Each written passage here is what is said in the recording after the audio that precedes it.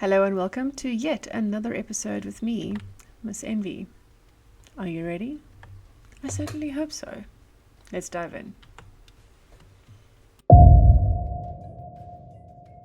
If ghosts aren't real, explain this.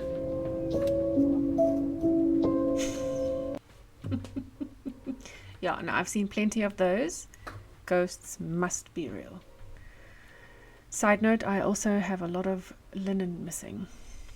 A tea bag with warm water like this could create billions of microplastic particles in the tea. If you drink tea, you have to hear this. A recent study found that all different types of tea bags release millions, if not billions, of microplastic particles into your tea. Bottled water, which one study found 240,000 particles in a liter. Hot tea in tea bags is much worse for microplastics. The easy solution here is to use a stainless steel tea basket and loose leaf tea. There's not going to be any microplastics, but remember, this is important.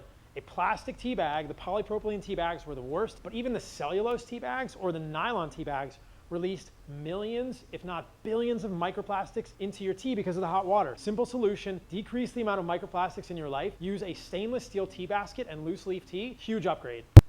Yeah, when I'm drinking a cup of tea, I don't feel like I'm chewing on plastic. If I don't feel it or see it, it doesn't exist. No. I went too deep. Have you heard of the prison planet theory? Guess who just learned about it? Yeah. I didn't sleep last night.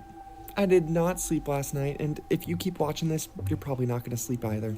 So here I am, minding my own business on Reddit when I found Escaping Prison Planet. And for the next 3 hours, I dove too deep. Here's the gist of it. Essentially, we're all trapped here on Earth. We're all trapped here, and everything we know about, like, all the religions that believe in reincarnation, all these different things, yeah, we keep coming back to this Earth because there are astral beings that are harvesting our energy, and they are trapping us here. Sounds crazy, right? Sounds crazy. Let's get into the details. Apparently these beings that are controlling us are these reptilian beings that you always hear about. Let's dive into it. In Jainism and Hinduism, they have Nagas, half human, half serpent. The Aztec Empire talked about a serpent-like god that they called Quetzalcoatl. And don't tell me if I pronounced it right or wrong. I don't care, okay? Surely 2 instances, right? This is just a coincidence. African shamans talk about the Shitari, and it is a race of reptilian beings. The Hopi Indians in North America had the Sheti, which translates to snake brothers. Chinese, Japanese, and Korean legends all talk about the Kappa. And Gnostic texts, which if you don't know about the Gnostics, Gnosis just means knowledge, and basically what the Gnostics believed was after Christ died, you have to have particular knowledge that would save you. The Gnostics, yeah, they believe in archons, which are parasitic entities that feed off of us. We're doing okay? We doing okay? So the question is why? What are these beings doing? Why are they here? Apparently, they have been involved from the foundations of human history in manipulating us, creating this soul trap, harvesting our energy. And what this theory proposes is essentially that light a tunnel that many people have talked about that have had near-death experiences or death experiences. Yeah, it's just to trick us, to essentially wipe us clean, send our souls back, and start the process again. So every major form of religion talks about how we have a soul. We are a soul. We have a body, right? This body is essentially a rental car. And these beings, what they feed off of, what the energy they feed off of is this low vibrational energy. So whether it's stress, whether it's fear, whether it's contention, pain, grief, jealousy, rage, all of it, anxiety, that's what they feed off of. And so they manipulate and they toy with us and they do all these things to create this energy. Now, I don't know if this is true, but that kind of describes the world we live in. Kind of describes it pretty damn well. Look what Tesla says. He says, if you want to find the secrets of the universe, think in terms of energy, frequency, and vibration. What freaks me out the most is there's so many urban legends talking about these freaking reptilians. That motherfucker right there is not real, right? Everything that's going on in freaking Miami, I think we can all agree that there's multiple dimensions, right? People having experiences on psychedelics where multiple people will take the same thing and they all go to another dimension and see the same thing. Like, how do you explain that? How do you explain that? Explain it to me, please. I'm going way too long with this, and I haven't even freaking scratched the surface. But basically, we're just all here. Life is engineered to create this low vibrational energy, and what happens is when we die, when we go through that light tunnel, We're tricked into thinking, hey, you need to go back to Earth, there's more you need to learn, or there's karma you need to resolve, or there's a higher purpose that you need to do. And we come back, and it's the same thing. Listen, I'm a very spiritual person, very spiritual. I believe all of us as humans are connected. I believe you look at every major world religion, and there's commonalities, and that it's because it stems from this eternal knowledge. But this freaking scared the crap out of me. Because what if it's all just engineered to trick us? Anyways, I can dive deeper if you guys are interested, but if you're not, whatever. I'll just be sitting up at night, not being able to. They say that if you see the light at the end of the tunnel, what it really is you exiting your current life, entering a tunnel, which is the womb of the mother that you've chosen. And the light is basically the lights of the hospital room in which you are now being born into.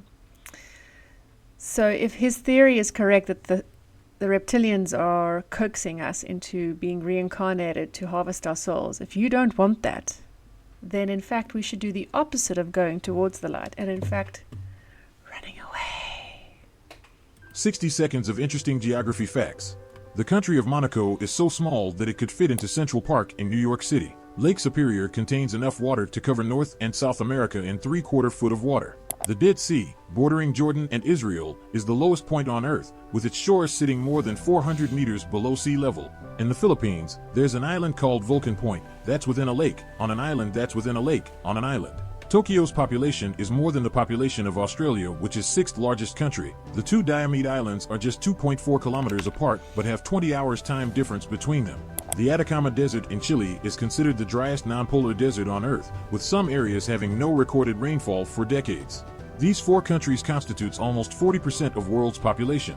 The country of Iceland is known as the land of fire and ice because it has both glaciers and active volcanoes. If you like these facts, share with friends. Did you know all of that? I didn't. The most terrifying thing I've learned about human development is that belief has more impact on learning speed than any other factor. The more someone believes in what they're learning, the faster they learn. This is why cults rise so quickly, and you learn fast when you know you're learning from an expert. But no one is 100% right, so when a group of people never question what they're doing, they eventually make a mistake with complete faith that they're right, and everything blows up. This is why cults fall so quickly. And if you trust the wrong expert, you can make even bigger mistakes than if you were on your own. The solution is to combine belief and critical thought. Question everything, then take action with total commitment, then do it again. A critical mind is intelligent and slow. A faithful one is stupid and fast. But a mind that thinks critically while planning and keeps the faith while taking action develops wisdom and endurance. I don't want to get political, but what comes to mind? Trump and Elon. Just gonna leave that at that. All of the green is 1,400,000 beetle wings. And if you look closely, the beetle wings also cover this chandelier. This is in the Royal Palace of Brussels. It was created by Jean Fabois. It took over 3 months to make and 3 assistants to assemble. And the artist has explained that though jewel beetle wings sound fragile, there is something called chitin in the beetle shells, which makes this one of the strongest and lightest materials on Earth. People also asked the artist where they found so many beetle wings. Jan found that this beetle was extremely abundant in Thailand and even prepared as food, and the wings are actually discarded as they're making the food. They don't use them, so he actually made sure they didn't go to waste. I think that's fascinating. When I first saw the video, I thought, oh no, animal cruelty, they're killing the bugs to decorate a ceiling, and then it turns out it's not the case. Beautiful, stunning, I love it. Wow, dedication. Did you know that there's like over 40 documented cases of someone getting an organ transplant and then taking on the freaking characteristics of the donor? So on the left-hand side, this is Terry Cottle, and he was married to his wife Cheryl, and unfortunately he took his own life by shooting himself in the head. Sonny Graham was the man that received his heart as a transplant, and he wanted to contact Cheryl to tell her how grateful he was for the sacrifice and all the pain and everything like that. And they actually started dating, and they got married. Now, the weird thing is, 12 years later, he took his life in the same way. And if you look online, there's so many things where it's like personality changes following a heart transplant. changes in heart transplant recipients that parallel the personalities of their donor.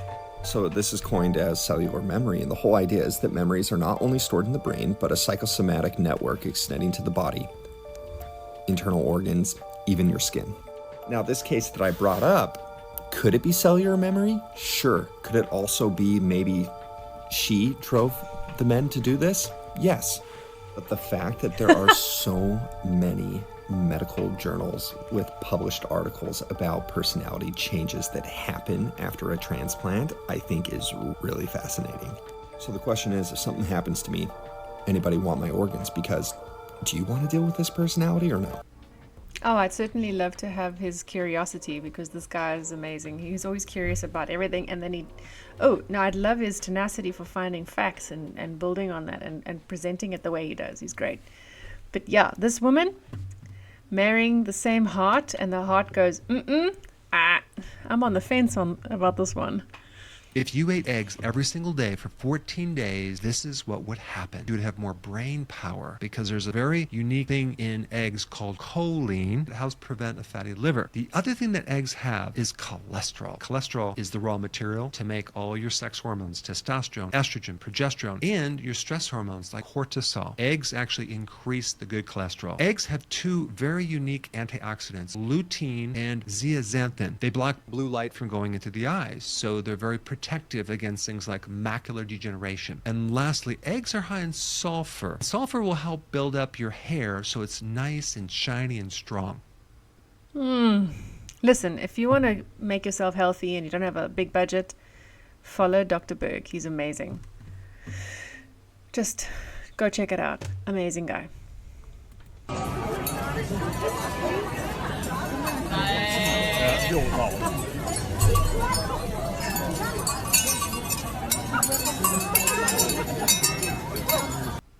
Can I tell you what impresses me about this video? At least they are open and transparent about the fact that they are sheep. Right, so that brings us to the end of today's video. Thank you so much for joining me, and if you made it to the end, I thank you once again from the bottom of my heart. Please don't forget to like, share, and subscribe. Yes, I'm sure you hear that a lot on channels, but that is exactly how we grow. The algorithm will not recognize us unless we make ourselves known, but we can't do that. It's up to you. So if you can do that for me, I'd be so grateful. With much love, I say adios. Till next time. Goodbye.